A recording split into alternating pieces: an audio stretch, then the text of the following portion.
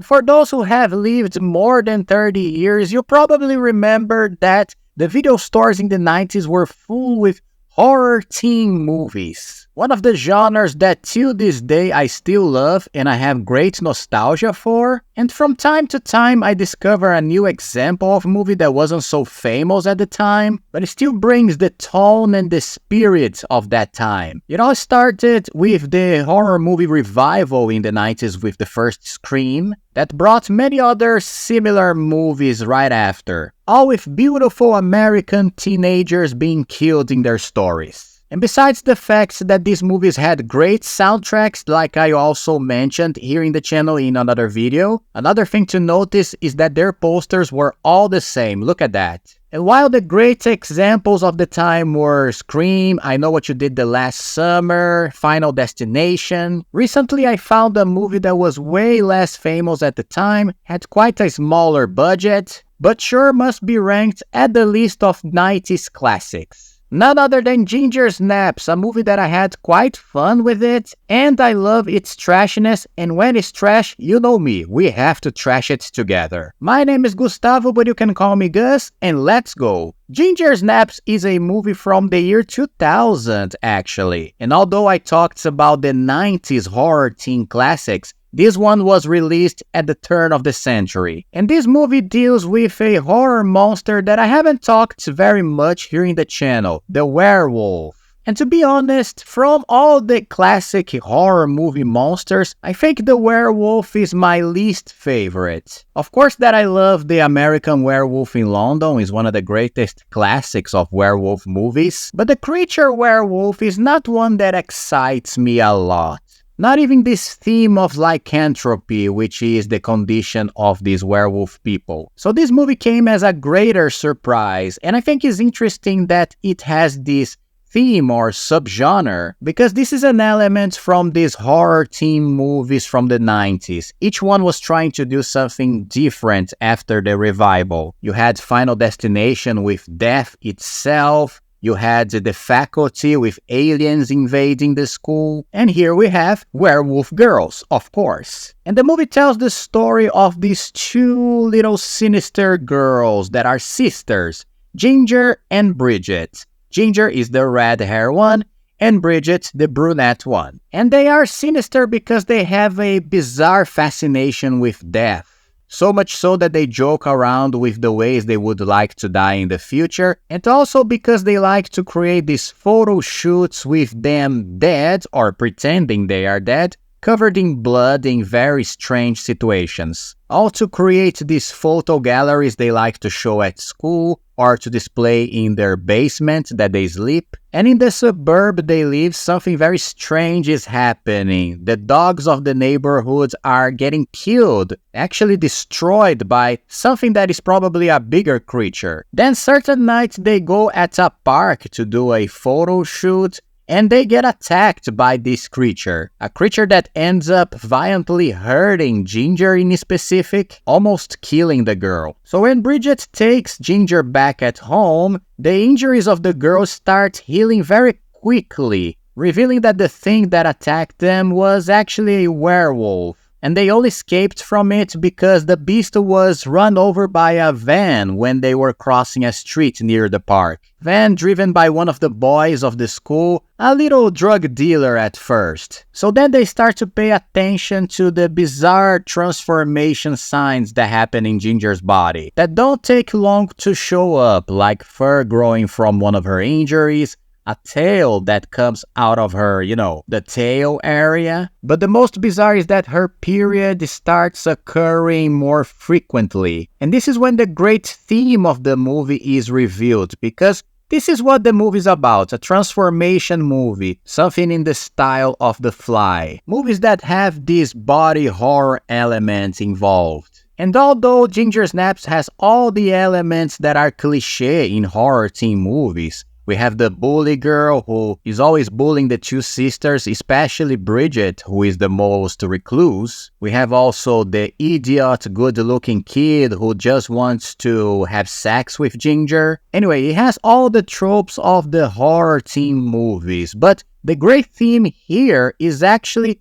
this transformation that is actually an allegory to the female body's transformation from a girl to a woman, let's put it like that. And Ginger's transformation here, that is actually she transforming into a werewolf, is filled with references to the female body's growth and that it can be something very scary if the girls don't have a proper support, probably from an adult. In fact, if they don't have that, it can be even traumatic, which is exactly the case here because during this Ginger's lycanthropy, the only person she can count on is her sister, Bridget, because both girls are very united since the beginning, and even though Bridget is the younger one and the most recluse of the two, she has to take the role of protector of her sister, having to keep this whole transformation a secret and also having to deal with the possible bloody consequences of it. And this is very well portrayed by the two actresses because Ginger is portrayed by Katharine Isabelle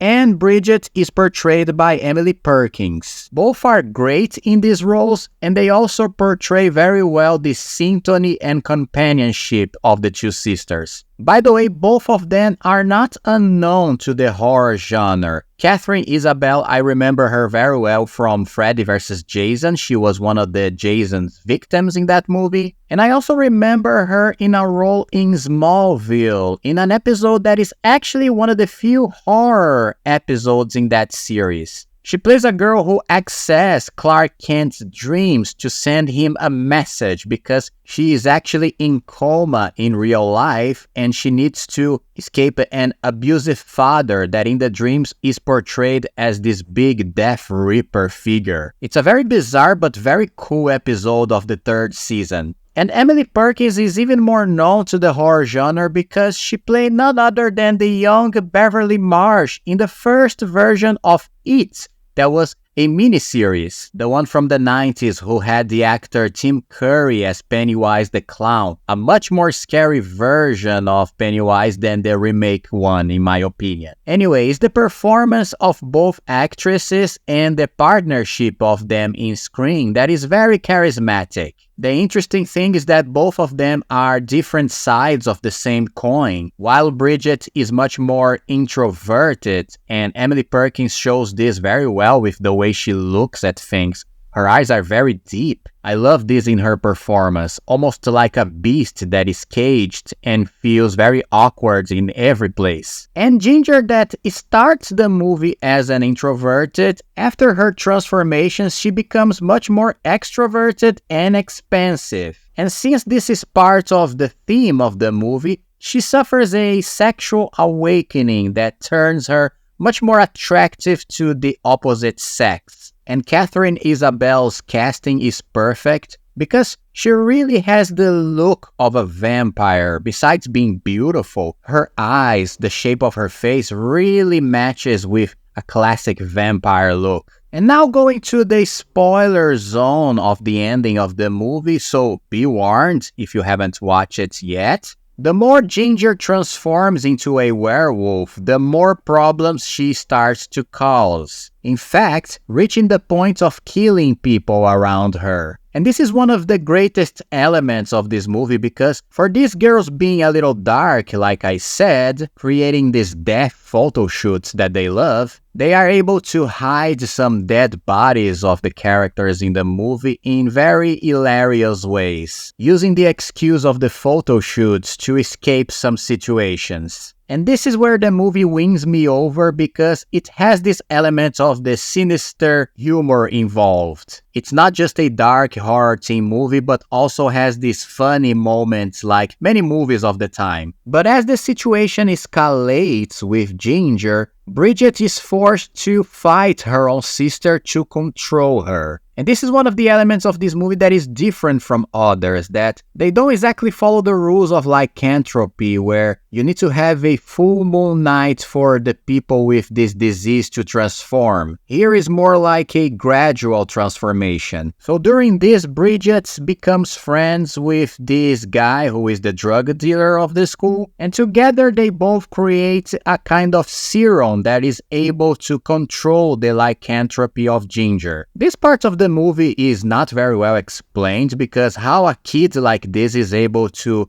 create this kind of serum without being a PhD genetic guy is just nonsense, but okay. So she has to control her sister using this serum that becomes something very valuable, but is not for eternity. And eventually it's obvious that Ginger will transform fully into a werewolf by the end of the movie. Another interesting element of this lycanthropy in the movie is that it's also portrayed as a kind of sexual transmitted disease. Because like I said, Ginger has this sexual awakening, and she becomes more extroverted, so she starts to hook up with some of the guys of the school, especially the kid who wants to have sex with her. And in the excitement of the sexual relation with no protection, she ends up passing the lycanthropy to him, almost like passing him a STD. So this is another interesting theme of the movie. And of course that Bridget will also be eventually contaminated by this virus as well. And in the end, she won't be able to control her sister's monstrosity and has to make the sacrifice of killing her, which is a very bittersweet ending because I really loved both of these characters